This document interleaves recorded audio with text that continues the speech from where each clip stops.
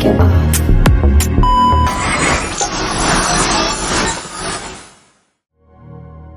Is the real cost of property development CIL-ing you softly?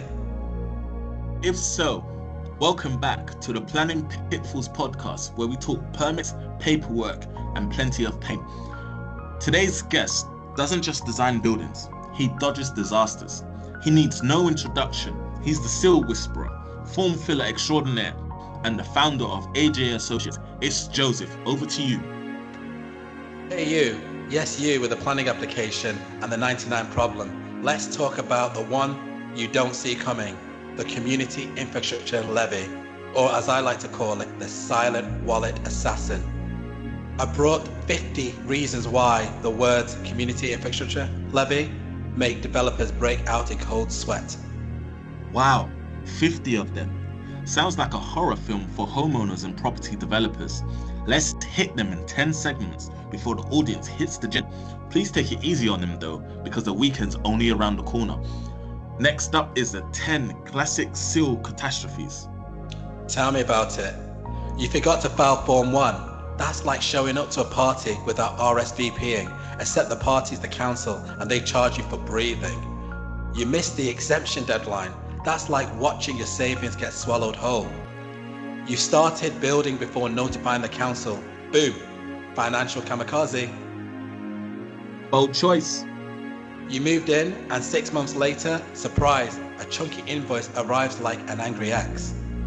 You underestimated your floor area. The council brought a tape measure and a bad attitude. You assumed you were exempt. CIL assumed otherwise. Think again. You didn't apply for exemption, thought it was automatic. It's not. You paid the builder, then paid the council, double whammy. You built a porch, they charge you like it was a penthouse. Nice upgrade though. You thought loft conversions were safe? They're not. Nothing is safe.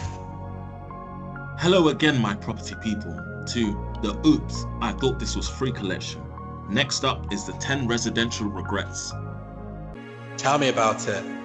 You built a granny annex, say hello to the granny tax. Your developer ghosted, the CIL invoice didn't. You converted a shop into flats, the CIL gods were not amused. Try again. You forgot the commencement notice. Now you've got interest and stress headache. You used ancient plans, nostalgic, but not legally valid. You thought your tiny extension was too small for CIL. Think again. Who said size doesn't matter? Even your garden shed triggered CIL. Not joking. You thought permitted development meant zero charges? Cute.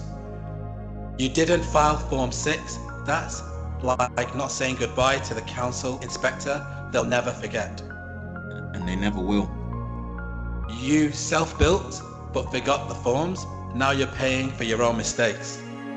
That sounds like residential rumbles and paperwork stumbles, Joseph. Next up, 10 commercial confusion.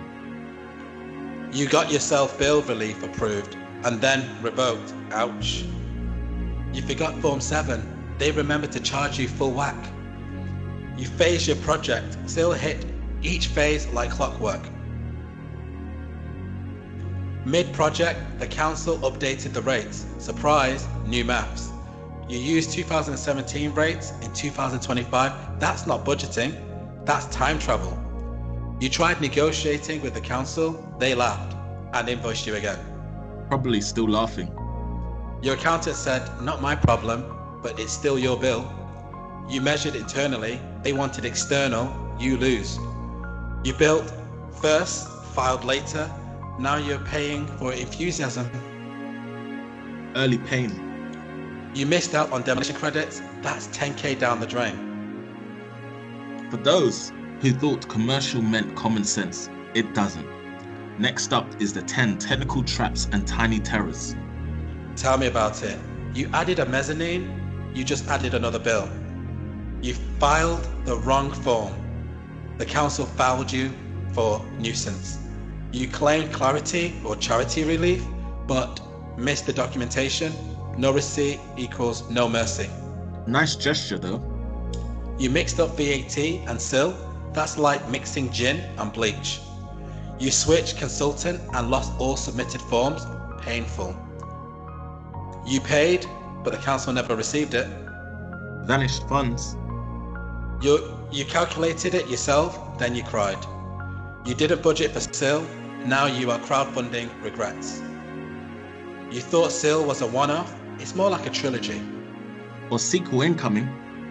You applied as an individual, then switched to a company that triggered everything. Wow, small mistakes with big financial heartbreak. Here's the final 10 fatal fumbles. Tell me about it. You bought land with unpaid CIL, surprise, now it's your nightmare. You qualified for relief but forgot to claim it. You converted an office to residential, still liable, still sad. Still taxed. You partially occupied it, the council didn't care. You used a dodgy online form, it got virtually shredded. Your builder broke ground early, that invoice broke your spirit. Too soon. Your CIL form landed in spam, cost you 30k. You didn't book a strategy session, you paid the price, literally. You thought CIL and Section 106 were the same? They're not. Never was. You thought CIL stood for Community Infrastructure Love? It doesn't. There is no love, only fees. And there you have it, the full list of CIL missteps, 50 shades of red tape. Don't become number 51 on Joseph's list.